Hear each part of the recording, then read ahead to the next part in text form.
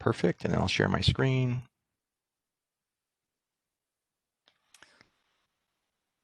All right, so we're into, whoops, move this guy out of the way. All right, so we're in bioenergetics, and bioenergetics is a fancy term for really exercise physiology, and what it's really looking at is the energy systems of the body. And we think of the energy of the body. Normally, the thing you think of is fuel, and you think of food, and how we normally measure all this is in calories. And calorie is a measure of heat. And what's interesting is our whole physiological processes, they don't drive on heat at all. It's all based on chemical energy. So calories are merely a way for us to measure the potential energy that's in food, but by no means is our body utilizing all of that. So we have this whole diet and health system based on trying to reduce calories, count calories, manage calories, and it's not even the thing our body uses at all. Our body uses this molecule called ATP, and ATP is this acronym for adenosine triphosphate, and the T stands for tri, P stands for phosphate, and the adenosine is this adenosine and ribose molecule that's put together. So when we look at energy systems, I was putting together the lecture, and the closing that you'll see for it is it's as easy as 1, 2, 3. You have one currency of the body, one energy fuel source, and that's this ATP. This is the molecule the body uses. So it doesn't use carbohydrate, doesn't use fat, doesn't use protein, doesn't use calories. It uses ATP. It has two storage forms of ATP. So ATP, you want to think of it as like dynamite or TNT. It's very, very unstable. And so the body only keeps about 2 seconds worth of activity stored at any given time because it's a highly unstable molecule. So the way the body works is it produces energy on demand from 3 energy systems. And we store carbohydrate in our muscles and livers, and we store fat in our adipose tissue. And that's the 2 energy currencies. That's the 2 storage form of ATP. And then just like you watch video on demand, your energy based on what type of activity you're doing is produced on demand. So your body stores carbohydrate, it stores fat, and depending upon what you're doing, your body has 3 energy systems at which it can to produce this ATP. The 3 energy systems we go in detail in the lecture are the Phosphagen system and the Glycolytic system, and these are both anaerobic, so this is without oxygen. And then you have the Oxidative System, OX, oxygen, is the aerobic pathway. And you're never fully producing ATP from one energy system by itself exclusively. Your body has some combination of 3 energy systems going at once, sometimes 2, sometimes 3, but never just one exclusively. So you are always in the aerobic state. There's never a time in your life where you never need oxygen. You can supplement your energy production with anaerobic processes where your body can produce oxygen independent of oxygen, but outside of being dead, there's never a time where your body doesn't need oxygen. So people always say you're either in the aerobic state or you're in the anaerobic state, and really how it should be phrased is you're either in the aerobic state exclusively or you're in the aerobic state supplemented with the anaerobic state. So hopefully that makes sense. It's like not one or the other. It's one or both, depending upon how hard you're working, and that's what drives the energy system production is your exercise intensity. So we spend 95% of our life in the oxidative state, right? Because we're usually at rest. In those rare occasions that we decide to do some high intensity activity, your body then needs to go to a faster burning fuel source. So everything's about, this whole chapter is all about how the body produces ATP. And you can see here that you have ATP, this adenosine triphosphate, 1, 2, 3. And you have the adenosine diphosphate, which is D for di, meaning 2. And then you also have AMP, which is adenosine monophosphate. Let me see if the image is in this textbook. It's not. Actually, let me pull up the essentials of strength and conditioning.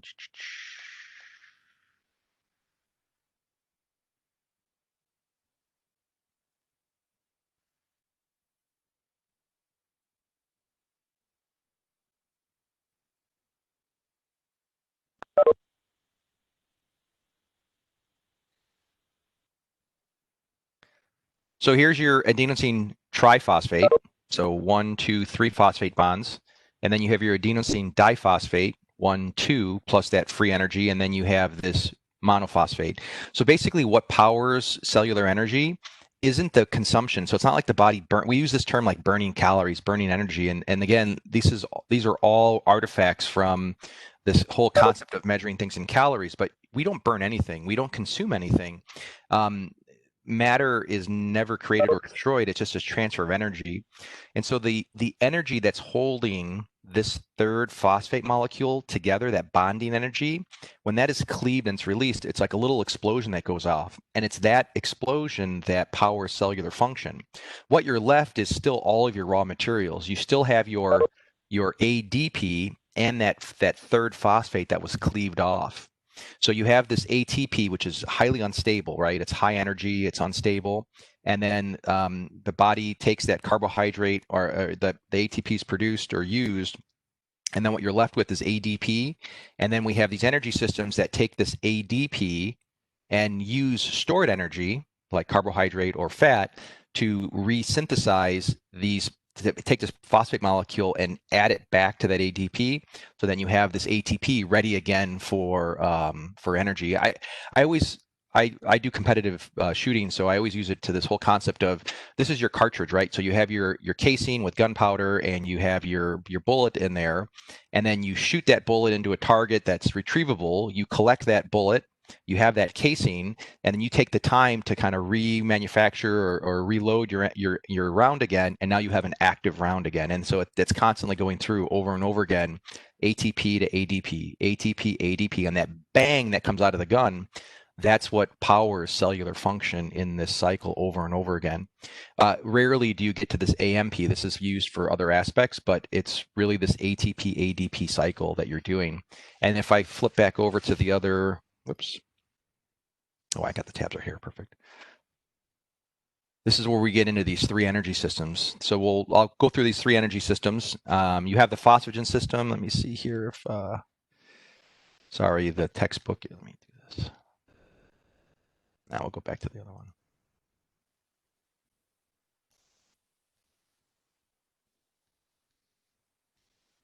No, neither of these are there.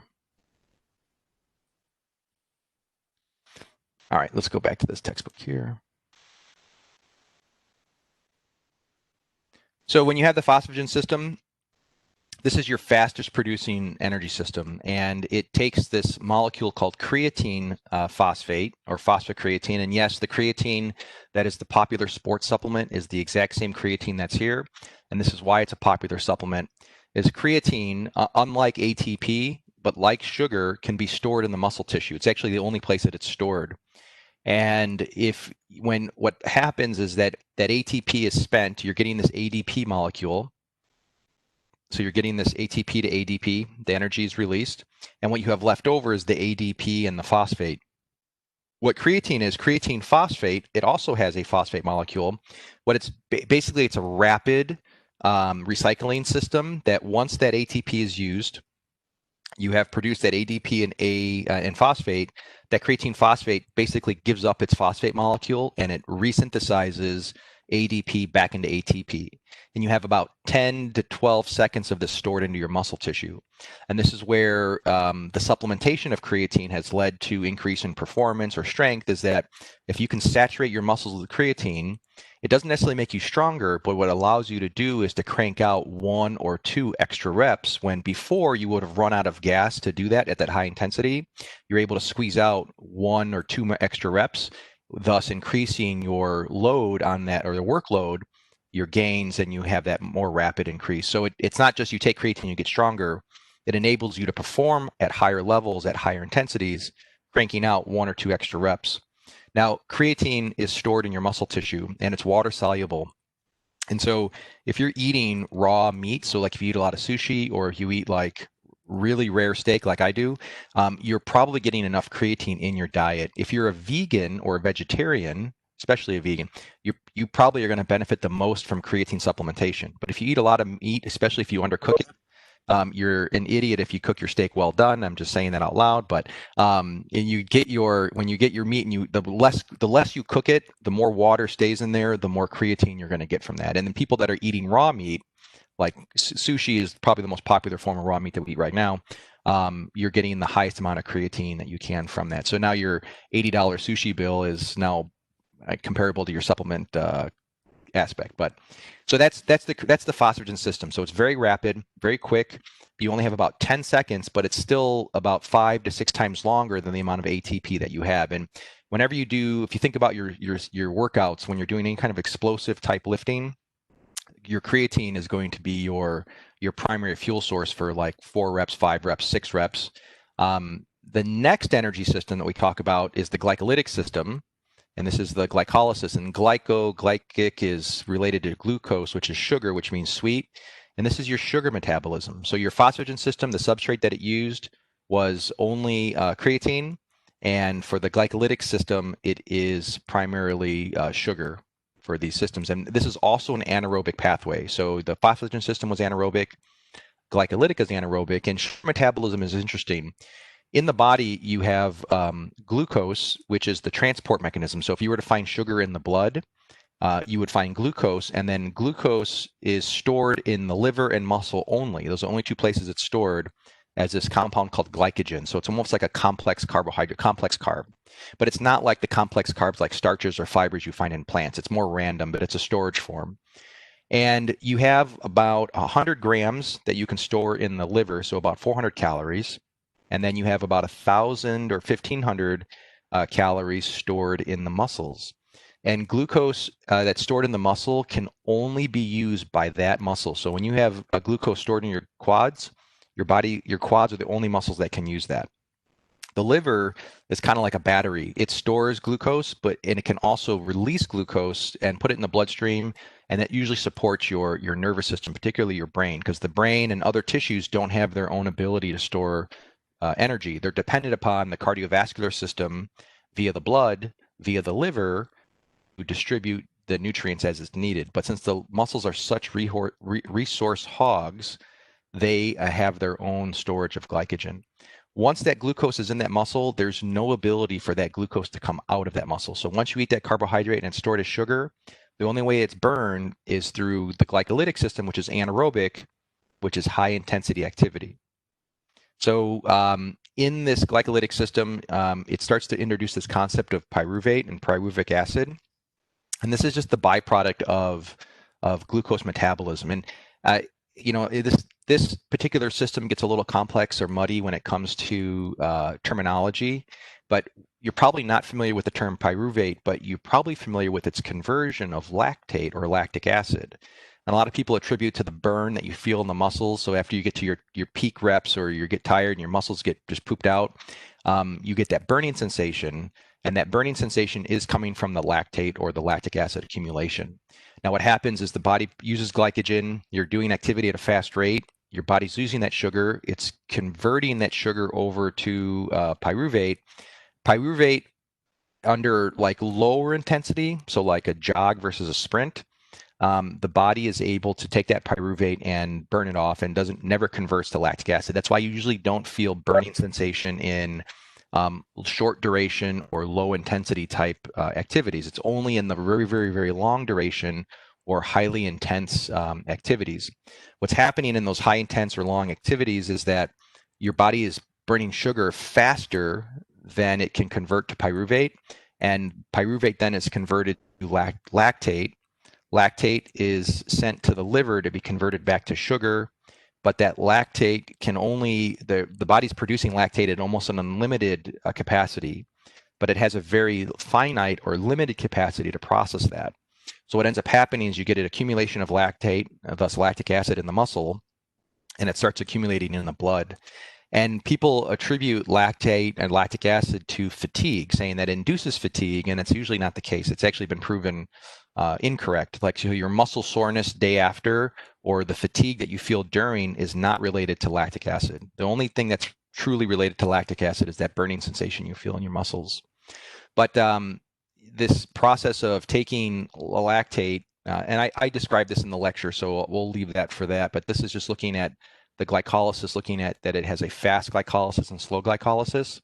Slow glycolysis, the pyruvate is used in the mitochondria to produce ATP, whereas fast glycolysis, you're producing this lactate. And this lactate is cleared through this system called the Krebs Cycle. And so what's happening is you have the muscle, your body is at a high intensity activity. It's using sugar for fuel to produce ATP through the glycolytic system. participating in fast glycolysis because you're getting this byproduct of lactate. The lactate then is sent into the blood. It goes to the liver. The liver is able to resynthesize that back into sugar, and then that is distributed back out to whatever working tissue it needs. As I said, the lactate production is unlimited. It's limited only by the amount of glycogen that's there, and it's very rare that you run out of glycogen. The only time you would do that is after like a marathon, or you have about 2 to 3 hours where you hit that wall. But if you're working out within 90 minutes, you're not running out of glycogen. There's other mechanisms that are in play. But anyways, you're producing lactate at an unlimited rate, but there's only a certain amount of lactate that can be put into the blood, and you actually have an unlimited blood distribution as well. Where your limiting step is at is how fast the liver can convert lactate back into glucose glycogen. And so what ends up happening is that you start to feel that burn in the muscle, that's lactate producing, it's getting picked up by the blood, and you're basically getting a traffic jam here in the blood supply. And the lactate is accumulating. What you'll start to see your blood lactate levels increase. And this is a biomarker that's used a lot for endurance athletes to see at what point or how long into exercise, at what intensity do you start to see your blood lactate levels increase? And they use this for performance markers. And I think right here, yeah. So when you graph this is lactate threshold. This is the point at which the muscle production is out producing liver clearance. And what ends up happening, you start getting a backlog, a traffic jam of blood lactate accumulation, and that's what OBL stands for, is onset of blood lactate accumulation. So what ends up happening in this gold line represents untrained subjects. You see that you start to get this lactate production and accumulation faster, a lot sooner than with trained subjects. So that's how they started to associate lactate levels with fatigue, saying, hey, it's your blood lactate that's doing that, but it's not. Your lactate levels are pretty much based, are you using sugar for fuel or using fat for fuel? And they've done tests with people at high altitude where sugar levels, because oxygen levels are lower, sugar levels are produced sooner, and lactate levels are high, and you still have equal amounts of performance. So there's other mechanisms at play that relate to fatigue. But the point is that your body has mechanisms to clear out that lactate, and that burning sensation you're feeling is from that. So that's glucose metabolism in the energy system production. You have slow glycolysis, you have fast glycolysis. The main difference is that slow glycolysis does not result in lactate accumulation because all of the pyruvate, which is the byproduct of the glucose metabolism, think of it as that here's sugar coming into the system here. Here's muscle glycogen stored. It's converted to glucose, and then glucose is being used for fuel. And you have two different pathways depending upon if you're starting with glucose or glycogen. But all glucose metabolism, it's kind of partially metabolized first. So it's like taking a piece of wood and running it through the fire. It's burning, but it's not burning completely. Like there's a little bit of charred coal that's left over. And then that charred coal is the pyruvate. That pyruvate can be burned again for energy production. And as long as energy demand isn't as high, it can be fully maintained by the mitochondria. If you start to ramp up your effort or intensity, the production is burning faster than which it can keep up, and so then the pyruvate is converted to lactate.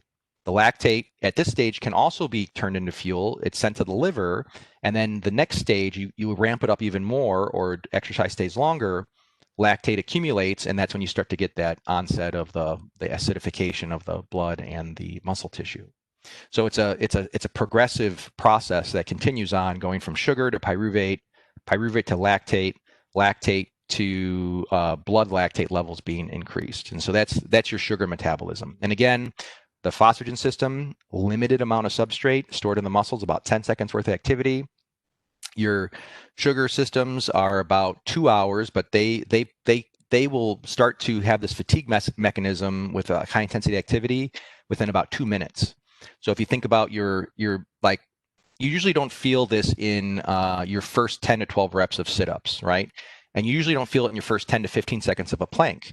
But after about 60 seconds, 90 seconds, 120 seconds, that's when you start to feel the burning sensation. That's because your body has surpassed sugar metabolism, surpassed pyruvate metabolism, and has surpassed lactate clearance. And your body is now accumulating lactate in both the muscles and the blood. So kind of connecting some real life situations to what we're learning here. All right, so the third system is the oxidative system, and this is the aerobic system. It's the only aerobic system.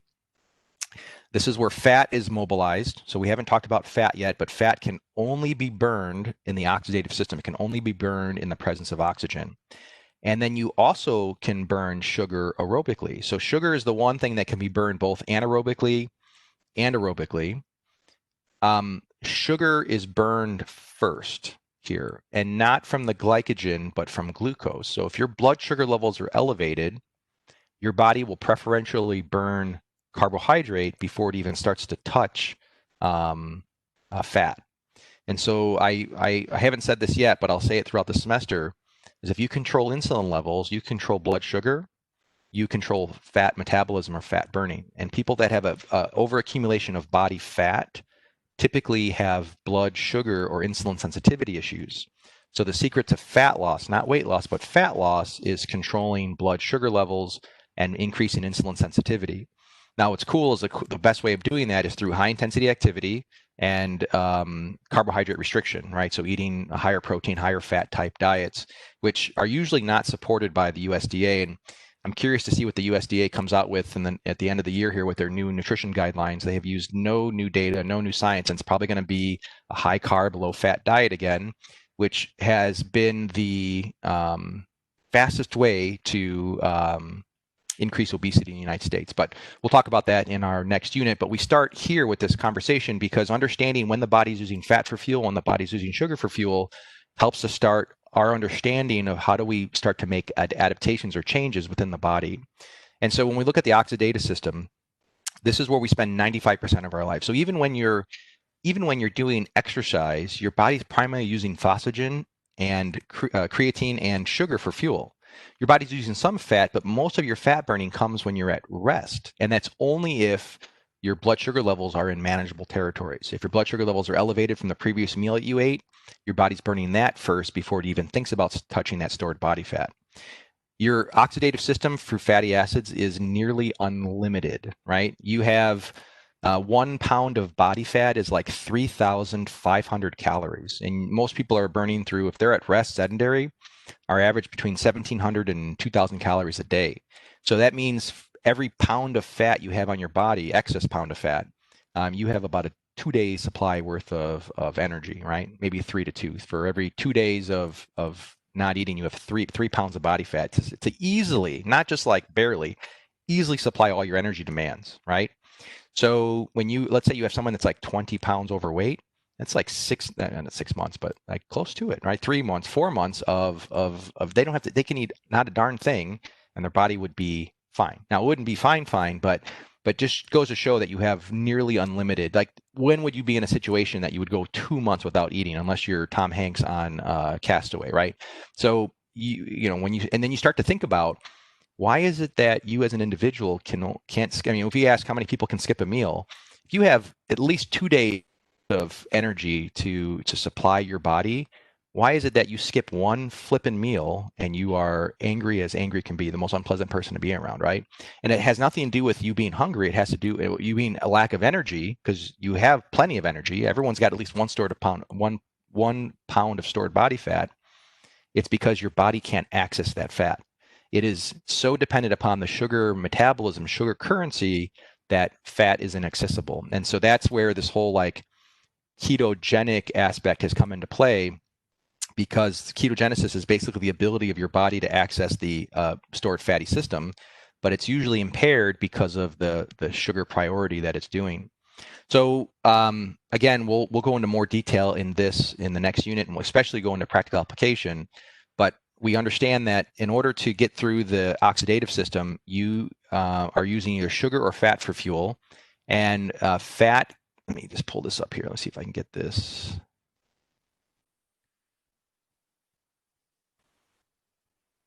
Is that the one I want to use? Let me see if there's another. Let's do this. Let me pull up my, let me just pull up the lecture that I'm doing the video on.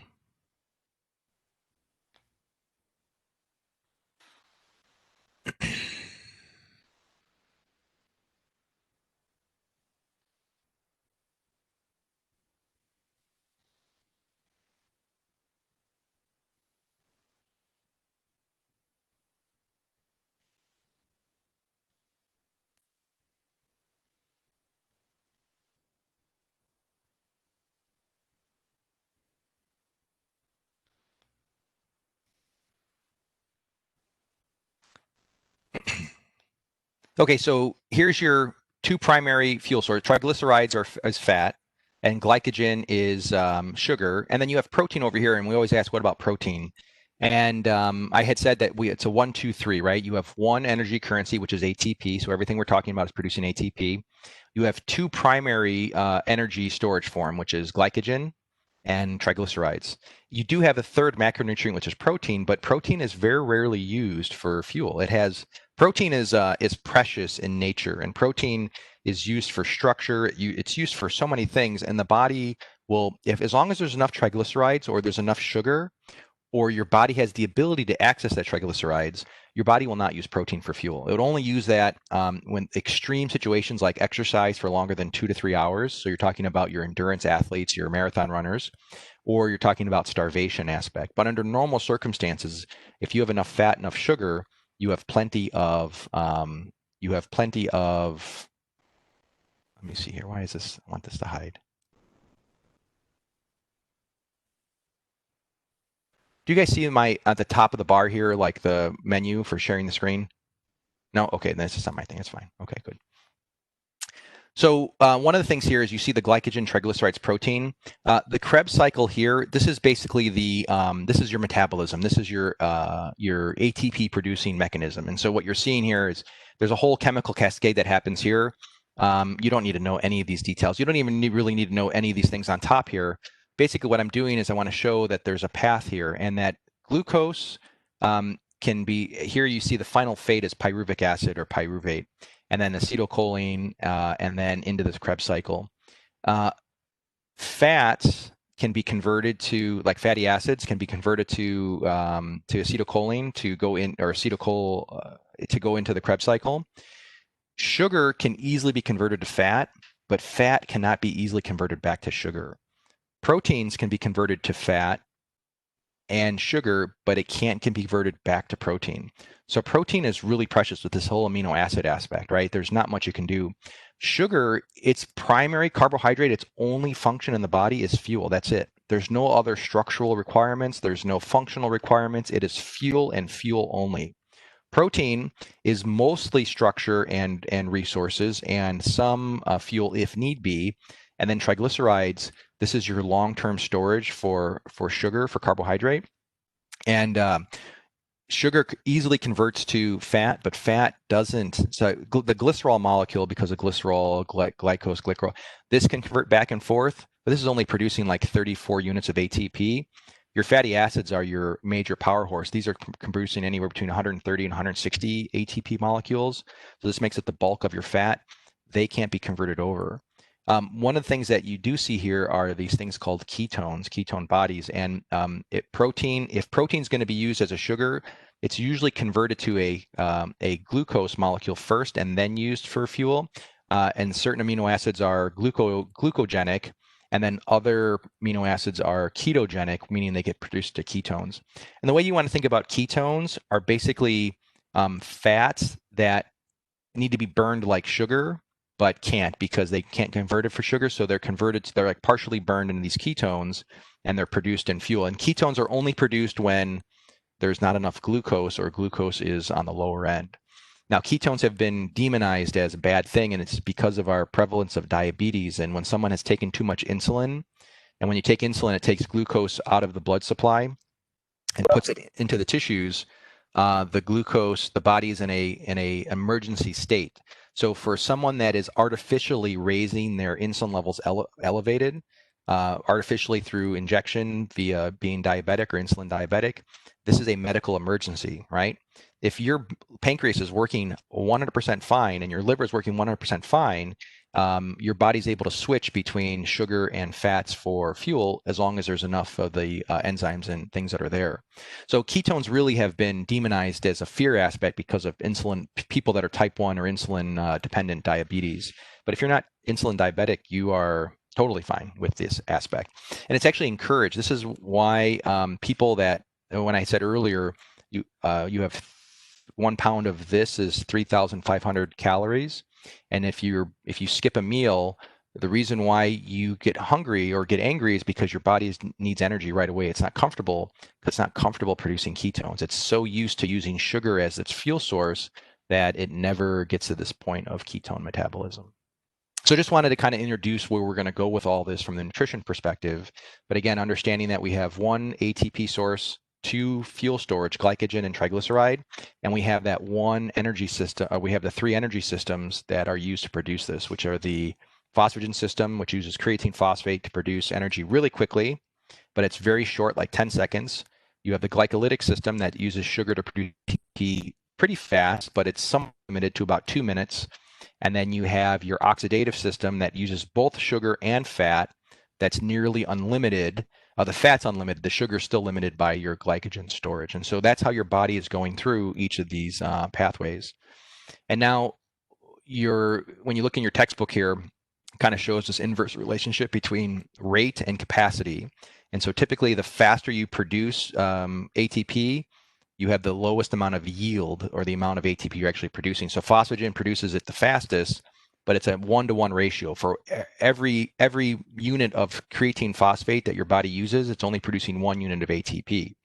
And as you go like fast glycolysis, for every molecule of glucose that your body's using, it's producing 4 ATP. Slow glucose about 6 to 10. When you oxidize carbohydrate, you're getting, for every 1 molecule of glucose, you're getting anywhere between 32 and 36 units of ATP. So you can see the difference between sugar metabolized in an anaerobic environment versus sugar metabolized in an aerobic environment. You're getting almost 4 to 6 times the yield. And then fat, extremely slow, right? This is like gasoline. This is lighter fluid, and this is coal, right? You're not going to throw a match on this and get any kind of fire or heat out of it. But once this gets started, it's going to burn hot and long. For every molecule of fatty acid that you're using, for 1 whole triglyceride, you're getting almost 450 units of ATP. So you can see the difference. So the faster it's produced, the lower its yield. The slower it's produced, the faster, the highest its yield. So that's looking at that relationship there. Oh, this is the image I was looking for earlier. Oh, I was here anyways. And this kind of shows you the practical application of this, looking at like very intense, like under 10 seconds, that's going to be purely phosphagen system, right? So throwing a shot put, doing a 5-rep max or 1-rep max, it's going to be all creatine phosphate. So if you're an endurance athlete, you're probably not looking to take creatine supplementation, but if you're a strength athlete or a power athlete, you're probably going to benefit from creatine supplementation. It's funny because like when you look at carbohydrate loading is usually done by endurance athletes, but the athletes that would probably benefit the most from carbohydrate loading are your sprinters, 400 meter, 100 meter type athletes, your type 2 fiber, because you're lasting 0 to 60 seconds and you're using mostly like sugar type activities.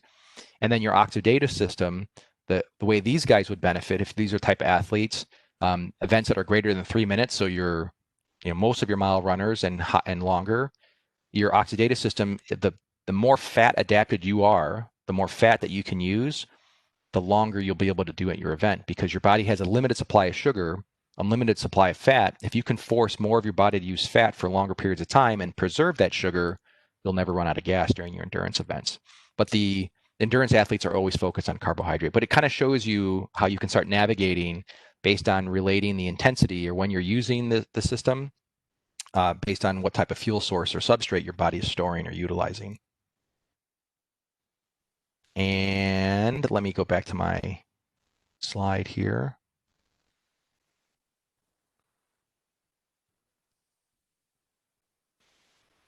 So I'm going to give you like 2 minutes to kind of look at this and kind of make sense of what's going on here. And you have your 3 energy systems, your phosphagen, glycolytic, and oxidative, and then you have ATP, but that's all that's representing is the stored ATP that you have in your tissues. And I said you have about 2 seconds worth of that.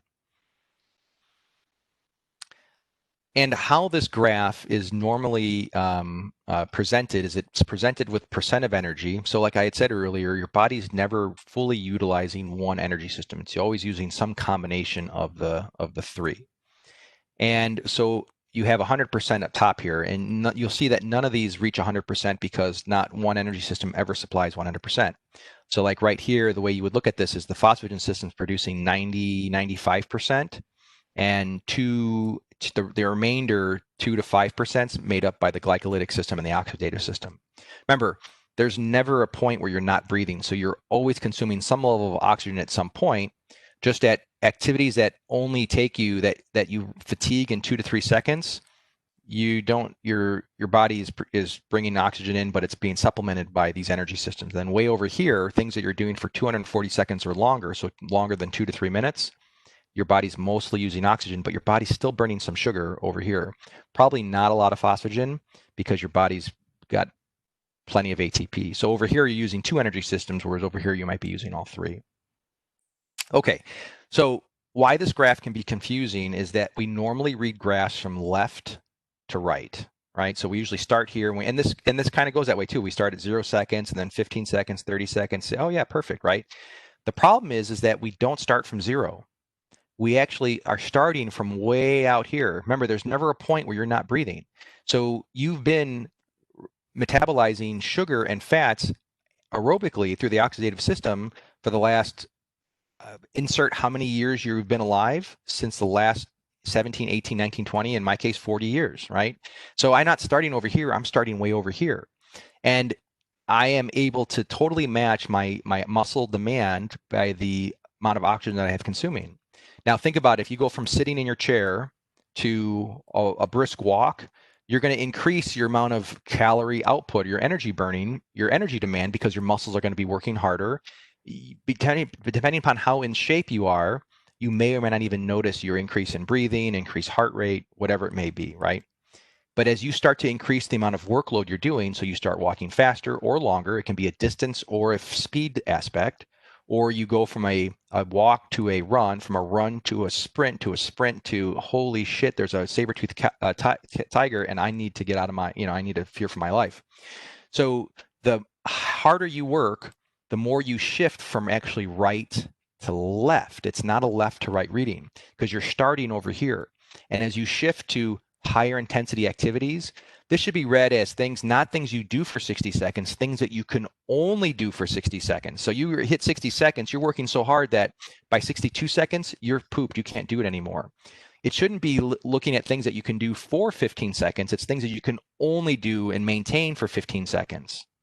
And over here, these are things that you can only maintain for 2 seconds. So that's like so think this in that capacity, right? Jumping as high as you couldn't do that repetitively over and over again. You can do it maybe 4 or 5 times, and that's it, right? So it's starting from the right and moving to the left. And what this is representing is the percent contribution energy. So way over here on the right, 90 to 95% of your energy is coming from the oxidative system, with only a little bit coming from the glycolytic. The glycolytic, this is like a pilot light that's lit, that's just staying lit to get ready for activity. And if I go from like a walk and I start sprinting right away, the phosphagen system kicks in for about 10 seconds or so, 6 to 10 seconds. And all that's doing is it's either, if that's all my activity is, let's say I'm doing a jump, that's it, I'm done. But let's say I start a continued run and I'm going to run as fast as I can for the next, let's say I'm like a 400-meter runner, I'm going to run for the next 50 seconds. The phosphagen system is kicking in to allow the glycolytic system to ramp up and start getting up to that speed. Right? So then here, I'm 90% of my energy is coming from sugar and 10% is coming from fat, because I'm still breathing, and it's probably coming from sugar and fat here and there. And then if I slow down a little bit and I go into more to jog, I'm here where 50% of my energy is coming from sugar glycolytically, and then 50% is coming from the oxidative system. And if I slow down even more, now I'm at like 75% oxidative and 25% glycolytic. So you kind of see how it's a sliding scale that if you add up all these lines, it gets you to 100%, right? Make sense? It's cool. And again, the biggest thing is you're starting from the right to the left. And it's, if I get up and I walk for 15 seconds, or I walk for 30 seconds, I'm not in the glycolytic system. I'm still using the oxidative system, because I even though I only did it for 15 seconds, I could have done it for 15 hours, right? So I'm way over here. Now, if I get up and I run at a speed that I can only do for 30 or 40 seconds, so think about how fast and how hard you must be working, where at the end of 30 seconds, that's it, you're done, right? That's basically a 400-meter run. So you running at the track, you're definitely in the glycolytic system. You're using sugar for fuel. So just keep that in mind when you're playing around with this. And again, how we're going to use this in the future is, if you are spending a lot of time in the glycolytic system, you're probably going to need a lot of carbohydrate to replenish that glycolytic system. If you're spending a lot of time over here and you're oxidating and you're in the oxidative system, you probably don't need that much carbohydrate. So your carbohydrate, your glycogen, your sugar intake is really truly dependent upon how much time you're spending in that system. And this is why we have so many fat people in our country right now, is because we have these food guide pyramid that came out in the 1980s that had 8 to 12 servings of complex carbohydrates every day. And sugar is only used for fuel. And when you topped off your liver at 100 grams and your muscles at 400 or 500 grams, any excess is converted to body fat. And so the amount of carbohydrate you should be eating is 100% dependent upon what you did 3 hours before and what you're going to do 3 hours later. And so if you're an endurance athlete or you're working out a lot, you're burning through the glycolytic system, you're burning through that sugar. You can afford to have excess carbohydrate in your diet because it's all going to be stored as glycogen, not going to be stored as fat. It's not going to elevate your blood sugar levels and freak your body out, right? The body's actually welcoming that.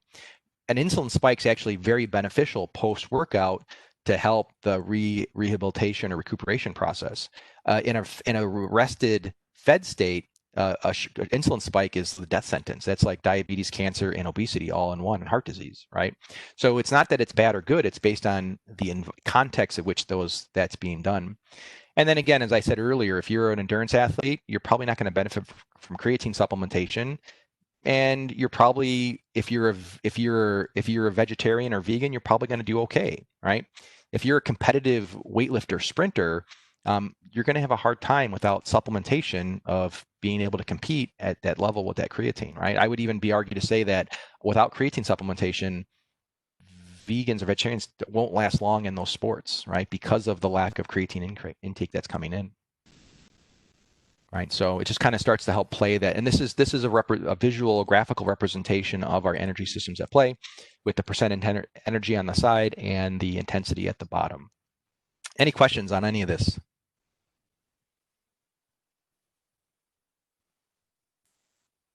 Now, remember, I can't see any chat function on my screen shared. If you have questions, speak up here. But do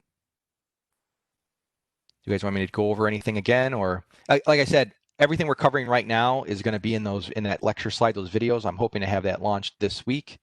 I just have not had as much access to my computer as I needed. I had a question. What's up, John? You said you can use all 4 systems at the same time. Just reiterate. There's only 3 systems. The ATP represented here is just showing ATP. That's a stored amount of ATP. But okay. Yeah, your body is using it at high intensity activity. Your body is using all 3 systems. It's using the phosphagen system, the glycolytic system, and the oxidative. You're always in the oxidative system. You're always in the glycolytic system. Okay. The only one that you come in and out of is the phosphagen system. And that's just during like high intensity workouts, or okay. And really, what it is, the phosphagen system, really, you want to think about it as a buffer. It's a buffer for you to be able to go from oxidative to glycolytic, and it takes about 5 to 10 seconds, maybe 20.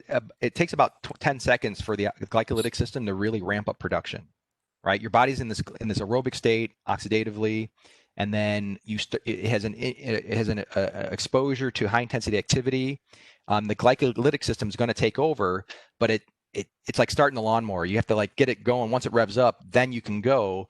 The phosphagen system is just that, as a buffer to allow that switch from oxidative to glycolytic, which takes about 10 seconds, which is about the time that the phosphate, and this is what happens, is that it takes a little while for that glycolytic system to come on. Once that's on, the phosphagen system yields. It doesn't need to do anything anymore because you're producing all your energy from the glycolytic.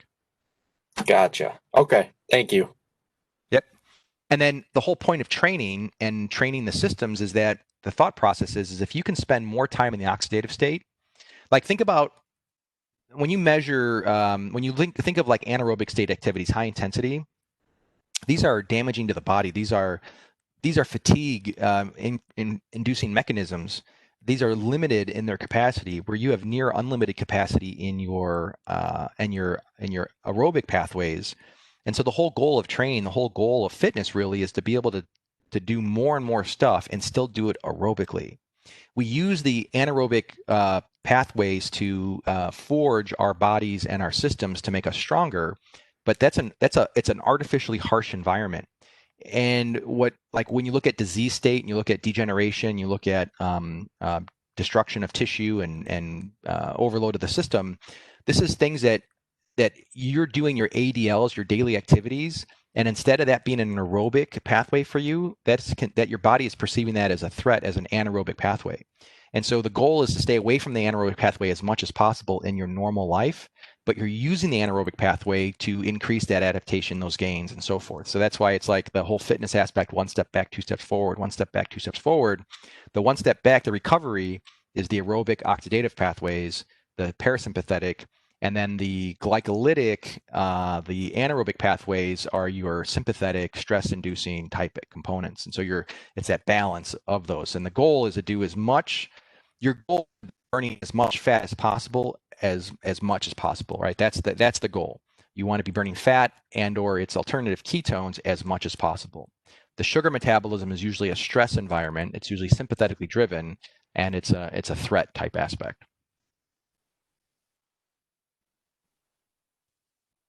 Cool. And then the last part of the chapter gets into the oxygen availability. And so this whole thing about intensity that we're talking about is driven 100% by how much effort you're putting forth. And that's what 100% controls whether you're an aerobic or have to supplement the aerobic environment with the anaerobic. The best way to think of the anaerobic is the engine, and I'm sorry, the aerobic is the engine, and the anaerobic is either your turbocharger or your supercharger. A turbocharger or supercharger, if you know anything about cars, they don't work without the engine, right? It's a supplement that kicks in when you need it at those higher speeds, but on normal day-to-day driving, your supercharger, turbocharger doesn't really kick in. So think of the anaerobic system as that supercharger, turbocharger, and your aerobic system as the engine. And your exercise intensity is what drives that. And I keep on talking about how that phosphagen system kicks in to kind of allow that buffering, the 3 to 4 minutes or 10 minutes or 10 seconds it takes for that to happen. So when you start exercise, so this is going to be an aerobic type activity. This is going to be purely in the oxidative system. So you're at rest. You have a certain amount of oxygen that's coming in to supply your basal metabolic rate, just your basic needs to get through the day.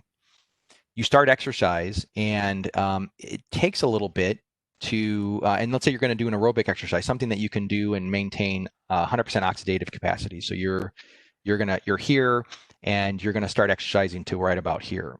But even this change from here to there, it's still you have to offset that with the glycolytic system. Remember, fat's a very slow burning fuel source. It's the preferred fuel source. But if your energy demand increases, the body has to shift from a slow burning fuel source to the faster fuel source. It has to shift from fat to sugar.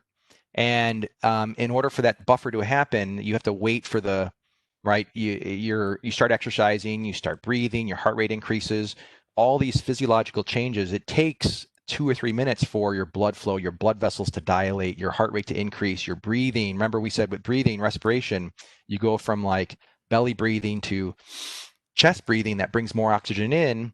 Now you go from, hey, I don't have enough oxygen, I'm switching over to the glycolytic state, to, oh, I have enough oxygen because of blood flow and respiratory. I can actually go back into the oxidative state. I don't have to rely on the glycolytic state as much. So after your body has adapted to all of those mechanisms, your body it's called steady state. So it takes a little bit for that transition to happen, for your blood flow to increase. But what happens is you have this oxygen deficit. And it's more severe during high intensity activities, so like a sprint, that you're not hitting all of your energy demand purely by the oxidative system. You are supplementing by the phosphagen and glycolytic. So 1 minute to 2 minutes, up to 2 minutes of activity, you have this oxygen deficit that's happening. So then at rest, you start exercise, right? You expect your breathing to increase because you have more oxygen coming in. And then you would think that right at rest, right when you stop, right, here's rest, here's recovery, here's when you stop, that your oxygen levels go back to normal, your breathing, but it actually doesn't. Your metabolic activity actually stays elevated for a certain amount of time because you have to pay back this deficit that was created during activity. So this is when your body's actually replenishing your carbohydrate stores, you're replenishing your creatine phosphate. It's taking the creatine and the free phosphate and it's resynthesizing that back into creatine phosphate, right? So there's this like recovery that needs to happen after exercise. The bigger oxygen deficit you create, right? The more you charge on your credit card, the bigger your credit card statement is going to be afterwards. And so the way this plays out is during aerobic or lower intensity activities, you burn most of your energy during your exercise, and you have a very short recovery because you have a very little deficit to pay back. With higher intensity activities, you have a bigger deficit. And so this EPOC, this exercise post-oxygen consumption, it's basically a measure of how much more your biological processes are happening compared to rest based on replenishing the recovering from the exercise that you've done. And this can be anywhere between 3 minutes to up to 24 to 26 hours post exercise. And as you see, it's exponential. So it's the most early on, but then it comes out, meaning that your metabolism is elevated not just during exercise, but for hours after exercise. With high intensity training, it's going to be longer, up to 3 to 4 hours. With lower in duration, like long, slow duration cardio, it's going to be 30 to 40 minutes until it's fully replenished. So you get this like secondary benefit of increased adaptation and tissue response post exercise, not just during your exercise. And so the thought process is during high intensity exercise, you're mostly burning sugar for fuel. Post exercise, you should be at rest burning fat for fuel. Since you're elevated, since you have this EPOC, because you're paying back this oxygen debt, you're actually burning more fat than normal to help replenish those stores. Right, so the increased breathing, you're just kind of clearing waste product and getting ready for you're reloading, right, recharging your rounds. What could you do to like maximize the recovery? To maximize recovery, eat meat and carbohydrate, right? Spike insulin levels. So if you're like an athlete, you're not really worried about fat loss. You're looking at how do I maximize recovery. This is when, like, if you're going to eat carbohydrate, post high intensity exercise is the best time to eat carbohydrate, and it's time to eat your shittiest carbohydrates. Like this is when you're going to eat your cereals and your candy bars, things that you crave. You do it post workout. That's the time to do it because you get that little bit of insulin spike, and it suppresses cortisol from your training event. And what it doesn't suppress cortisol. What it does is it suppresses the muscle breakdown from cortisol, because cortisol is what we'll talk about in the next chapter here, and we get into the endocrine system. Cortisol is a byproduct of metabolism, and when you increase activity, it's increasing the availability of amino acids, glucose, and fatty acids for the metabolism. So it's kind of a good thing, but it's not so good because it might be breaking down muscle tissue. Well, insulin is anabolic, is actually the most anabolic hormone to muscle tissue, and so that insulin spike actually preserves some of that muscle. So you would do a carbohydrate load, you would eat some meat, protein probably beforehand, but making sure you're getting enough creatine, and then rest. Like don't do another bout of exercise. Like if you introduce another oxygen deficit while you're starting to repay oxygen debt, you're stacking upon it. So you didn't take one step back and 2 steps forward. So it's that rest, parasympathetic activities, the deep breathing, the low stress, like try to minimize the amount. Like think about when you're stressed, your heart rate goes from 70 to 80 or 90. So if you're stressed, this mental stress, your heart rate's going to be elevated. You might be in an oxygen deficit. You want all of your breathing to go back to that oxygen debt repayal. So I do like multiple events, all like fast pace. And you said you'd stack on top of each other. Like how bad is it to just keep doing multiple? Well, like you're talking about like an event, right? So you do like your triple jump, and then you have like your long jump, or what events do you? Is that what you're thinking about? Like multiple events in your event? Like think about from off the blocks to your sprint. How long does it take for you to complete your triple jump? Not that long at all. 5 seconds, 4 seconds, right? So you're probably not even burning through tons of sugar. You would benefit from making sure your creatine levels are fully saturated, right? So you would benefit from creatine monohydrate supplementation, right? Or that's if you don't eat a lot of meat. If you're eating a lot of red meat, you probably it's gonna be negligible. But if you wanted to spend, I don't even know how much, I don't take any creatine, but how much does creatine cost? Like $20 for a jug, $30 for a jug, right? So you take a couple scoops of creatine a week, right? You've for very little, what's it called? Your biggest consequence from it is your financial hit, right? How much it costs you. But I don't think there might be a little GI distress, but that's usually from people that are like doing the creatine loading, which is a total scam. It's a scam from the supplement manufacturers to make you burn through more of their product to buy more. But you would benefit a little bit from that from your event if you're thinking that day of, right? And then making sure that you have a pretty steady supply of glucose. So energy drinks, probably things you're already doing. Gatorade, having a little snack there. So there's not going to be like this major change. What I'm talking about is bouts, like your training that you're doing beforehand. So if you're doing like aggressive weightlifting training, you want to give yourself 2 or 3 days to recover before you get into that. Oh, okay. Make sense? Yep. If people are doing ketosis though, like if people are putting their body in a ketosis state and they're trying to do this type of recovery, and you're supposed to consume the best amount of carbs or like worse carbs after a high intensity workout for recovery, doesn't that do the reverse effect then? This is why ketogenic diets suck, and this is why people that follow ketogenic diets don't fully understand the, if let me go to this. Okay, so a ketogenic diet is one that's defined as, like, they try to define it in how much carb you're taking in today. So like 50 grams, 100 grams or less, 50 or 20 grams, depending upon which author you're following online.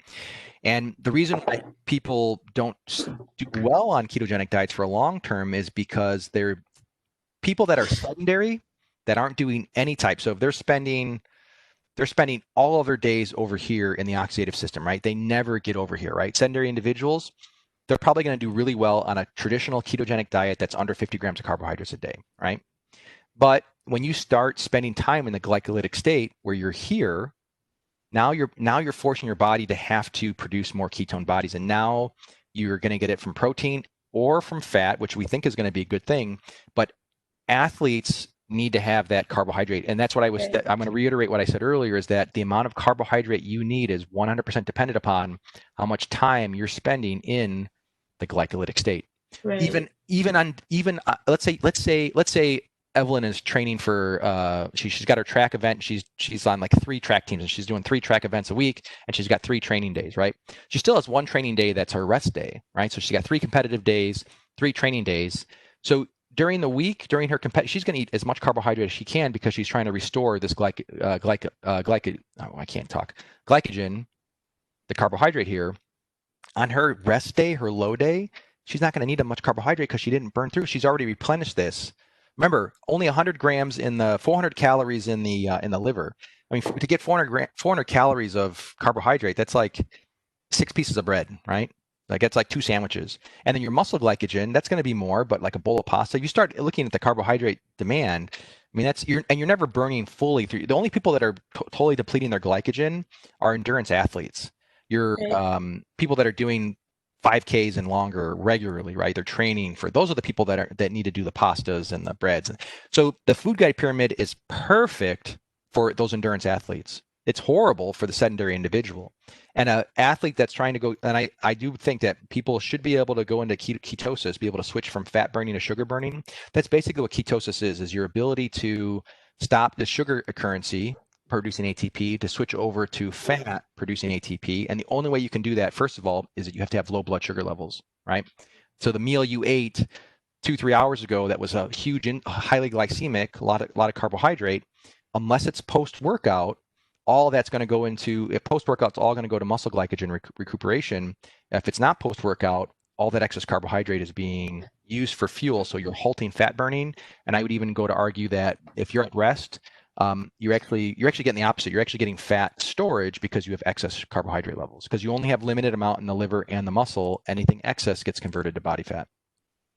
Okay, so unless you're working, so normally people work out. So if you're not working out, then ketosis is what would work for people, and that's how that's why people lose weight when only eating fats. Here's the problem too, is that in order to get into ketosis, it's not just low sugar, but you have to have low insulin. And most people that have been eating a regular, like standard American diet, carbohydrate on a regular basis, their insulin sensitivity sucks. Right. And so this is why it takes, like people tell you, it takes like up to 3 weeks for you to get into fat, to get fat adapted. It's because there's enough stress that was happening to your body, your liver glycogen levels to deplete, that it said, okay, now my insulin levels drop back down, and I'm back into being able to use ketones for fuel. It's not just the absence of glucose and insulin and then ketone. This has to ramp up. Your body has to be able to produce this. And if it's not producing it, you actually go into starvation and stress, and your body starts using protein.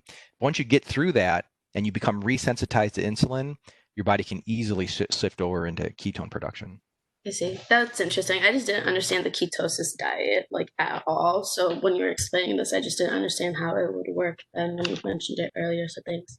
Yeah, like if Evelyn tried to follow a strict ketogenic diet where she's eating just 50 grams of carbohydrate today, I would expect her performance and her sporting events to drop dramatically because she's not getting enough sugar coming in. Okay, thanks. Yeah. So I did some research in my nutrition class over the summer, and we were talking about the ketosis diet, and it said that they actually developed this diet for, I believe, epilepsy or something, like I can't remember exactly. Yeah. Yeah. But they said that there's parts of the brain that can only use glucose for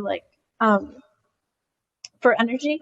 And so it actually, like, when your body goes into just ketone bodies, like, your brain activity lessens. That's what they said. But I mean, Kinda. I mean, so again, you have ketogenic amino acids and you have glycogenic amino acids, and so it with the thought. Here, let me go to the next slide. Let's see, where am I at here?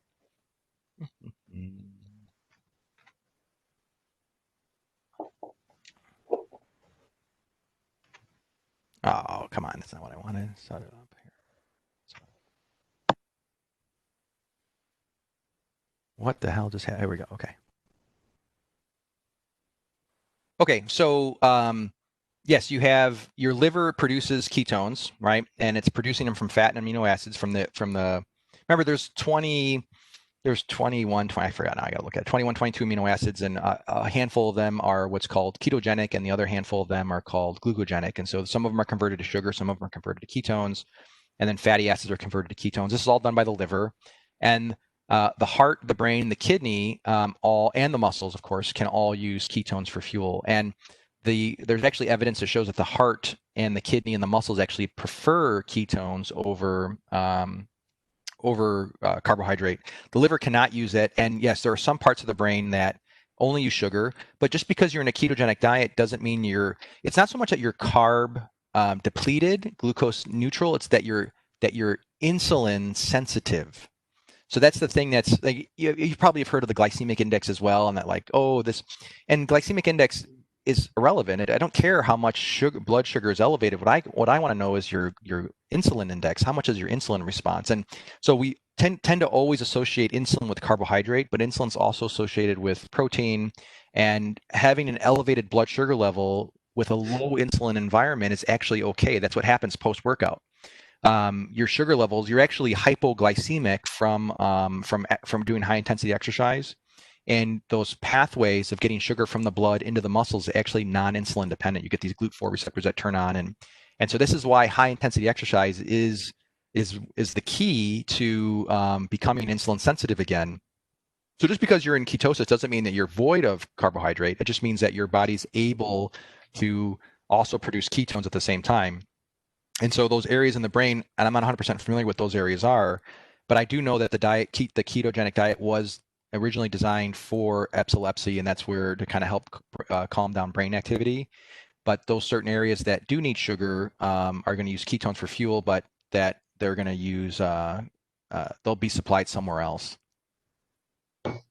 Doesn't that completely mess up your like natural system though long term if you've put your body in a ketosis state for long enough to make an effective weight loss? That's what's funny is that this regular servings of carbohydrate, that's the unnatural state. That's what has thrown our systems off. Our body should be able, through fast and famine, like I said, you have 3,500 calories in 1 pound of fat. Why? You should be able to weather the storm for 2 or 3 days before your next meal. Right. You take from most Americans, you skip 2 meals, they're freaking the fuck out, right? So because our bodies it doesn't have the ability to produce that energy, right? They can't access that stored body fat. Now it's more complex than just what we're talking about here in terms of like ghrelin and other hormones and everything, but the unnatural state is the constant fed regular carbohydrate intake. The natural state would be the fat, protein, and even people eat way too much protein. If you have enough fat coming in, you don't need as much protein as you do. Protein's also insulin producing. But again, we're getting into next unit with the nutritional stuff. These are good questions though, fun stuff. So would you, for like a workout, would you recommend like having like creatine before or after? So you're saying before, right? So it could feel doesn't. Yeah, I mean it's the creatine the creatine intake from the day before is what's going to make sure that you have creatine for the exercise. The day of, I don't think it's going to make that big of a. Oh, okay. So it only transfers it the following day. Yeah, I don't know if it's not like taking caffeine where it's an immediate like effect. It's like you're just making sure that you have enough creatine stored in the muscles. You're saturated. Mhm. And your best way of knowing if people that are creatine supplement, if your creatine is water soluble, you only have so much storage in the muscle tissue. Anything excess, your body gets rid of. Yeah. Creatine is water, water loving, right? And so if you have too much creatine in your gut because it wasn't absorbed, you're going to have water going into your bowels, and you're going to have loose stools. So that's how you know if you have diarrhea, especially if you have explosive diarrhea, you're taking too much creatine. Yeah, yeah. Well, no, I was just asking just because I was thinking about getting back on it a little bit right now with my Do you workouts. do you eat meat? Yeah. I eat Yeah. chicken. Once in a while, I'll have steak. Once Okay. in a while, but that's like very rare, just because I don't want too much red meat, obviously. Well, But I know rich not in obviously. We're going to talk about why obviously that's wrong, but we'll talk about that next unit. I thought red blood or like red meat was not too good for you if you had too much. Red meat's the best thing for you. Oh, all right. It's the highest that who what was that comment? I said go stay. Go steaks. Yeah, I mean, let's see. I'll pull my other. I always love steak, but I always was concerned about like it being too much red meat and stuff. That's why I was. Boom, right there. That's your creatine store right there, like a whole tenderloin. That's like your best storage of creatine. Remember, creatine is stored in the muscle, and so these muscle tissue, when you eat the muscle, that you're going to get a direct transfer of that creatine. Creatine's mostly stored in muscle tissue, especially skeletal muscle. Yeah. See, that's what I always thought, but I don't know. Okay. All right, sweet. Cool. Yeah, And then you said, our and then you said, our Neanderthal ancestors weren't like taking the skin off chicken and throwing it away, right? But yeah, they were eating it raw. what causes cardiovascular disease is inflammation that is stimulated by high insulin levels and too much glycation in the blood vessels. Like the blood vessels are damaged from that, and from adulterated fats, from like too many processed refined vegetable oils. And so yeah, all the oils that people tell you're supposed to eat, like corn oil and all that shit, that's all garbage. That's what causes the heart disease, not saturated fats from unadulterated sources. I cut you off. What were you going to say though? No. And I was just saying, post workout, you said definitely have carbs, right? Obviously, if you're doing intense, obviously. If your goal is not fat loss, yeah, that's if you're looking at maximizing recovery, that's your goal. Yeah. Max minus square. Okay, what if it's both, like recovery, but also you're trying to lose weight? So yeah, that's where it gets more complex. Like if you're never trying to lose weight, you're trying to burn fat, increase lean body mass, and so fat loss is 100% of like losing the fat. Yep. Yeah. Fat loss is 100% tied to creating a hypoglycemic environment where your body's using fat for fuel. And so exercise then becomes your main tool to resensitize yourself to insulin, hypoglycemic, and so yeah, but that's all next unit. Okay, cool, sweet. But this is exciting, right? You kind of see how this conversation starts. Like it starts with first liberating yourself from the fact that calories aren't really the aspect, right? And then you start thinking that we have different energy systems, that we have a carbohydrate economy, we have a fatty acid economy. We want to understand how each of these work. And right now we're just looking at it from the cellular function of ATP. And then as we progress through the rest of this unit and then the next unit for the end of the semester, we look at now how, and it's going to be a capstone. Everything's going to come together. We already started talking about breathing and oxygen blood flow from last unit. We're talking about the energy systems now.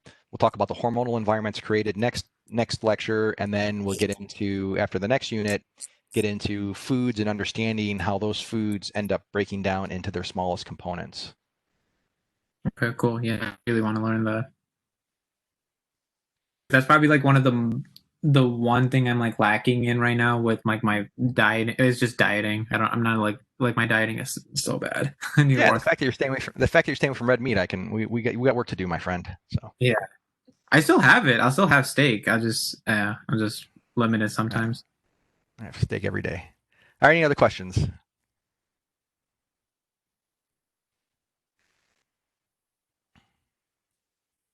So this was good. This was good. Exactly what I want to do. So again, I apologize for not having this lecture up yet, but it will be there. Do you guys want me to go over the exam at all? I'm good. So I'm going to stop this recording and